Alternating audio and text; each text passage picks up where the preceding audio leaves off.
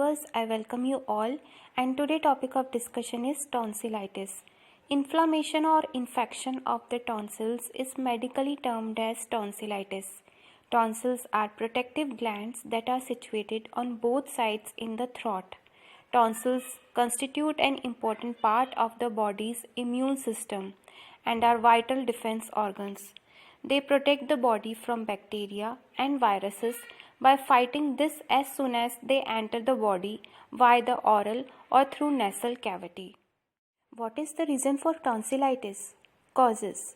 Bacterial and viral infections can cause tonsillitis through droplet infection. A common cause is Streptococcus bacteria. Other common causes include adenovirus, influenza virus, Epstein-Barr virus, parainfluenza virus, antiviruses, and herpes simplex viruses. This is the picture showing the difference of normal tonsils and inflamed tonsils.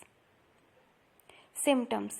Tonsillitis most commonly affects children between preschool ages and the mid-teenage years.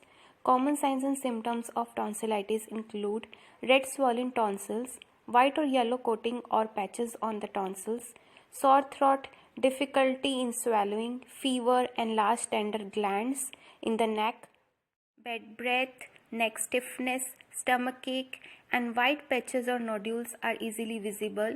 There is soreness of throat with change of voice, pain and discomfort while swallowing of saliva, food and water, pain in the ears due to common nerve supply of the back of the throat and ears, headache, malaise, tiredness, and difficulty in taking feeds in small babies.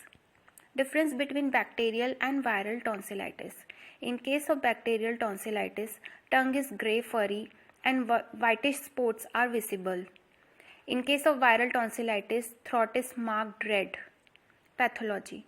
When the tonsils get inflamed, they become red, swollen, and may develop pus pockets that start exuding a discharge. In cases with recurrent infections, the tonsils may become so swollen over a period of time so as to almost touch each other. Tonsillitis is very common amongst children. Risk factors for tonsillitis include young age. Tonsillitis most often affects children and frequent exposure to germs. School-age children are in close contact with their peers and frequently exposed to viruses or bacteria that can cause tonsillitis.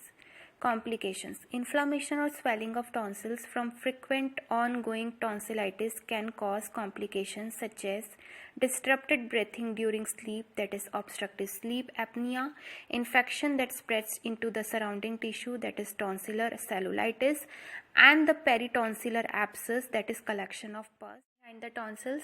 Allopathic management.